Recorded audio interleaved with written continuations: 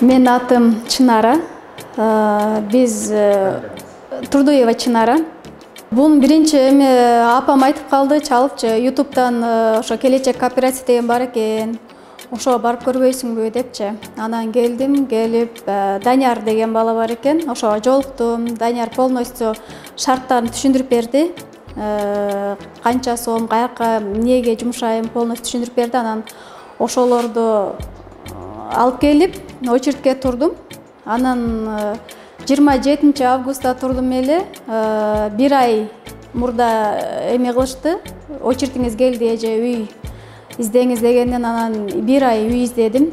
Ал жагы бул жакпай ошентип атып анан азыркы үйдү жактырып калып, ошо бүгүн үй алып атам. Мен өзү биринчи сразу ишендим. Анан кайра бир жагынан эми ойлондум, алдап койсочу деп. Бул жерде акчаны банк аркылуу төктүк да. Банк аркылуу төккөн үчүн баягы ишендим да, ишенчүлүктүү нерсе экен депчи. Ошо сразу ишендим, анан бир рисковать этип деле көрөйүнчү дедим. Өзү рисковать эткенди жакшы көрөм да.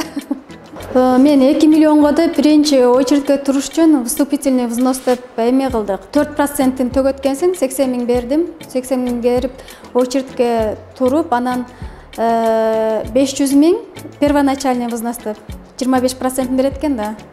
500 миң төктүм. Ошо боюнча очередке туруп, анан күттүм.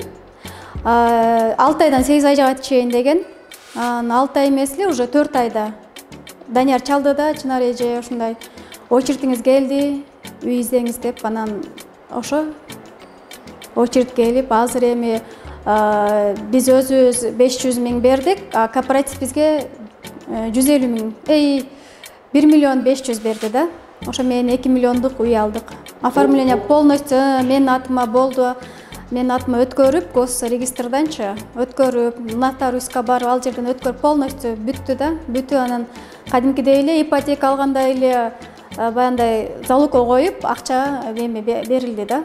Эми 10 жылга деп берилди. Ошондо айына 14 миң 500дөн төлөп калат экем да. 12,5 болот эле. Ага деген 2 миң сом кошуп берем да. Бул кооперативдегин өзлөрүнө акча кошуп берем. Ошондо салыштырганда пайдасы көп эле болуп атпайбы? Ипотека төлөгөндөн көрө бул жактан 5% алып атабыз да.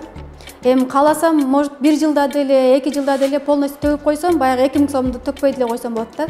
Квартирага төлөй бергенден көрө бул жака төлөй берсек, зато 10 жылдан кийин үйү менде калат да. Ошо башкаларга деле айтмакмын. Башка бирөөнүн үйүндө кысылып дегендейчи, квартирада жашагандан көрө өзүң үйүңдө кеңири, анан өзүң үйүңө эле акча төлөп жашасаң, кийин өзүңдө да калат. Акча көбүрөөк болуп калганда төлөп койсоң деле болот да.